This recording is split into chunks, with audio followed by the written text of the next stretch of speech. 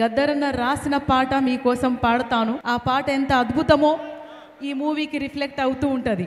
ఓటమ్మా ఓటమ్మా ఓటమ్మా నిన్ను ఎట్లా వేసి వచ్చినమ్మా ఓటమ్మా ఓటమ్మా ఓటమ్మా ఓటమ్మా నిన్ను బిర్యానీ కమ్ముకుంటి ఓటమ్మా ఓటమ్మా ఓటమ్మా ఓటమ్మా నిన్ను బీరు బాటులమ్ముకుంటి ఓటమ్మా ఓటమ్మా ఓటమ్మా ఓటమ్మా నిన్ను కులానికి అమ్ముకుంటి ఓటమ్మా ఓటమ్మా ఓటమ్మా ఓటమ్మా నిన్ను అంగట్లో నిలబెడితే ఓటమ్మా.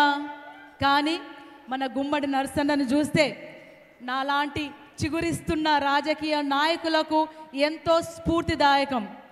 నరసన్న గారు 1983లోనే కులం పేరు చెప్పకుండా, మతం పేరు చెప్పకుండా, బీరు బాటలు బిర్యానులు పంచకుండా మానవ సమాజం మనుషుల కష్టాలను మనం తీర్చాలే, మానవత్వం ఉండాలి, ఒక సిద్ధాంతం ఉండాలి, ఒక వ్యక్తిత్వం ఉండాలి అని నిరూపించాడు మనకు. అందుకే పెద్దలు నరసన్న గారికి ఎంతో ఎంతో ధన్యవాదాలు. ఇక్కడికి వచ్చిన అన్నలు చెల్లెలు అక్కలకు అందరికీ ప్రత్యేకంగా ధన్యవాదాలు. Thank you.